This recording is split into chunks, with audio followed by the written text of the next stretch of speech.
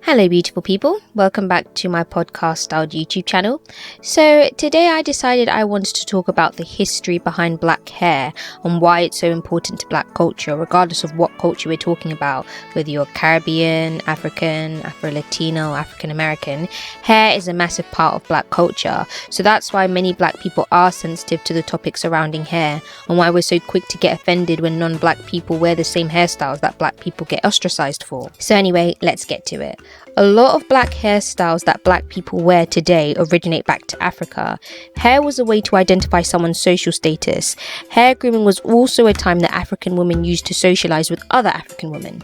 When Europeans kidnapped Africans and enslaved them, Europeans needed to strip Africans of their roots to maintain control over them. As a result, enslaved Africans were forced to shave off their hair. During this time, hair care was very hard to maintain because they no longer had access to the same treatments that they had back in Africa that they used to help maintain their hair. So as a result, they were forced to use butter, grease and sheep's brushes in order to maintain their hair. In 1786, the Tion laws were created, and this was when black women were required to cover up their hair because black women wore eye-catching hairstyles that attracted the jealousy of white women.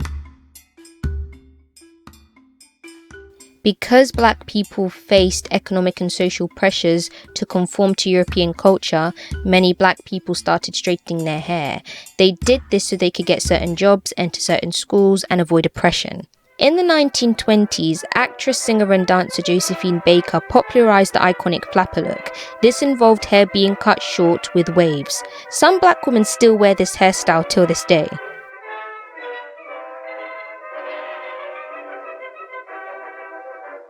During the 50s, straightening hair was still popular in order to conform to Eurocentric beauty standards.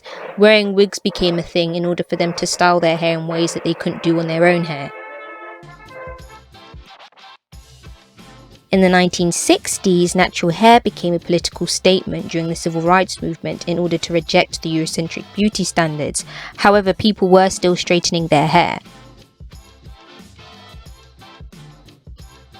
In the 1970s, Afro stopped being a political statement and started being more of a fashion choice. Diana Ross and the Jackson 5 popularized this. Although cane rows have always been around, actress Cicely Tyson wore the hairstyle on Jet magazine, which gained a lot of attention. During the 80s, people weren't really wearing afros as much. However, the Jerry curl became a popular hairstyle seen on black people.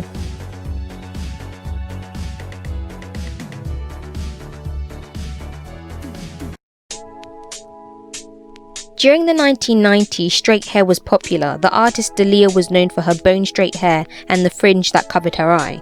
Braids also made a comeback because Janet Jackson wore this hairstyle when playing the role of Justice in the movie Poetic Justice alongside Tupac Shakur.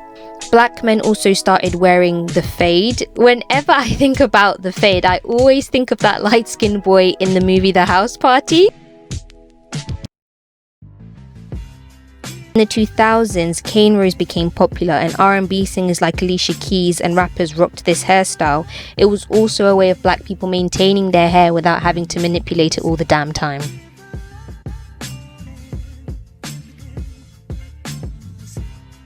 Today, black women are now starting to embrace their natural hair because of the rise of the natural hair movement. Black women still wear wigs and braids, but they use that as a way to maintain hair length. Black men are also starting to wear natural hairstyles like cane rows and dreadlocks. Thank you guys, and that's all. This video was for non-black people to understand why black people are so passionate about our hair. We have gone through a lot with our hair, especially us black women.